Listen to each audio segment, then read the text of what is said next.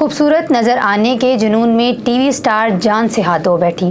Surgery تقریباً 2.5 گھنٹوں پر مشتمل تھی۔ السلام علیکم، میں ہوں عائشہ ارشاد اور آپ دیکھ رہے ہیں اردو کرونیکل۔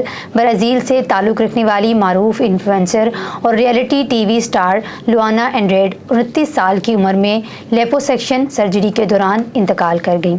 مقامی میڈیا ذرائع کے مطابق لوانا اینڈریڈ جسم کی زائد چربی کو کم کروانے کے لیے ساؤ پولو کے ایک ہسپتال میں لیپوسکشن کروانے گئی تھیں۔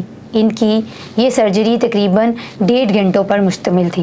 ساؤ پولو ہسپتال میں سرجری کے تقریباً 2.5 گھنٹے بعد لوانا اینڈریڈ کو دل کا دورہ پڑا اور انہیں ICU میں لے جایا گیا، لیکن ان کا انتقال ہو گیا۔ لوانا اینڈریڈ کو لیپوسکشن آپریشن کے لیے یونٹ میں داخل کیا گیا تھا۔ تقریباً 2.5 گھنٹے کی سرجری کے بعد مریضہ کو اچانک سانس لینے میں دشواری کا سامنا کرنا پڑا۔ مقامی میڈیا کے مطابق مریض کے ٹیسٹ کیے گئے، جہاں تھرمبوسس کا انکشاف ہوا۔ انہیں فوری طور پر ICU میں منتقل کر دیا گیا، لیکن ان کی صحت مزید گمبھیر ہو گئی اور طبی عملے کی کوششوں کے باوجود اپنی جان سے ہاتھ دھو بیٹھی۔